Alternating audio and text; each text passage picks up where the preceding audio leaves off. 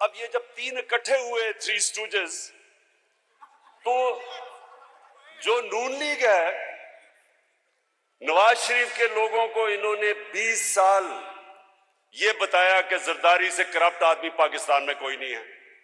2 दफा उसे जेल में डाला।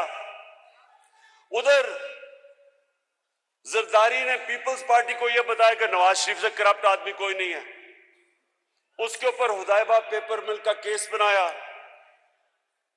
वो क्या था कि यहां से मनी लॉन्ड्रिंग करके, चोरी करके पैसा बाहर लेके जाते थे, उधर फेक अकाउंट से वापस पैसा लेके आते थे। ये केस था, ये जरदारी ने इसके ऊपर बनाया था शरीफों पे। और फजलुर रहमान को डीजल नून लीग ने शुरू किया था कहना।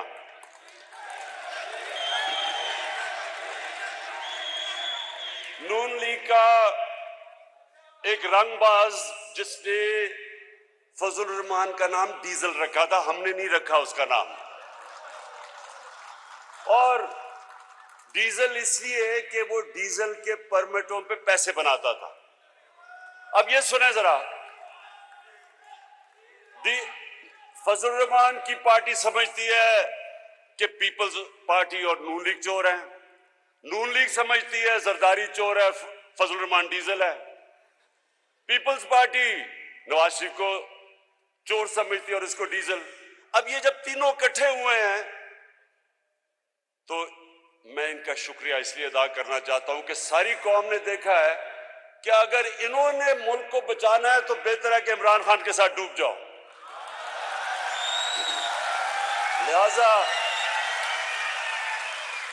लिहाजा बहुत बहुत शुक्रिया। और एक मिनट, अभी नारे नहीं लगाना क्योंकि बड़ा जरूरी है, मैं आपसे बातचीत कर लूं क्योंकि मैं अपने ओवरसीज पाकिस्तानीज के ऊपर बात करना चाहता हूं। देखें,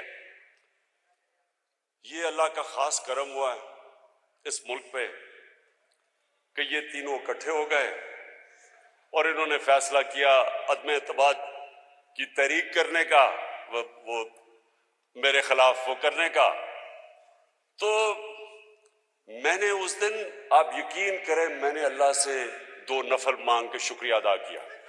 इसलिए एक मिनट, अभी शोर नहीं, मैंने इसलिए किया कि मैं तंग आ गया था। 3.5 साल जब से हुकूमत आई है, कल हुकूमत गई, परसों हुकूमत गई, आज गई, नाहिल है, सिलेक्टेड है।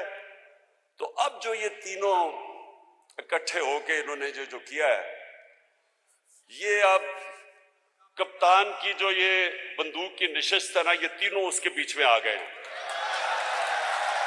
और जो सुने जरा, सुने देखें,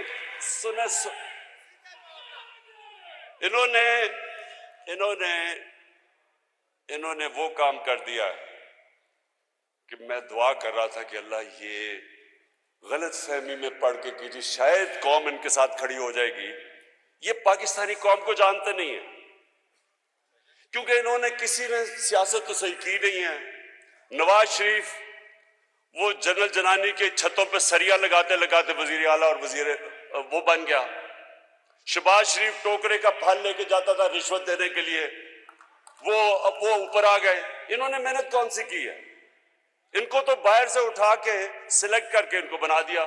जरदारी ने एक जाली पर्चा दिखा के वो बन गया। इन्होंने मेहनत कब की है? और फजलुर रहमान 30 साल से दीन को बेच रहा है, इन्होंने क्या मेहनत की है? ये अभी आपने पूरी फिल्म देखी, एक पार्टी ने ग्रास रूट से खड़े होकर थोड़े से लोगों के कैंपेन करके, अवाम में जाके, मेहनत करके, मारे खा के, मुश्किलें देख के हम यहां पहुंचे हैं। ये कभी भी हमारा मुकाबला नहीं कर सकते। और अवाम की एक चीज ये समझ जाए, लोग मुश्किल वक्त, आलमी महंगाई, इसके अंदर लोग मुश्किल में तो हैं, लेकिन ये इनको गलत फहमी होगी है क्योंकि लोग मुश्किल में हैं, लोग इन 3 चेहरों की करप्शन भूल चुके हैं, ये गलत फहमी में पड़ गए और ये कप्तान के ट्रैप में आ गए हैं। अब इंशाल्लाह आप देखेंगे ये क्या होता है इनके साथ।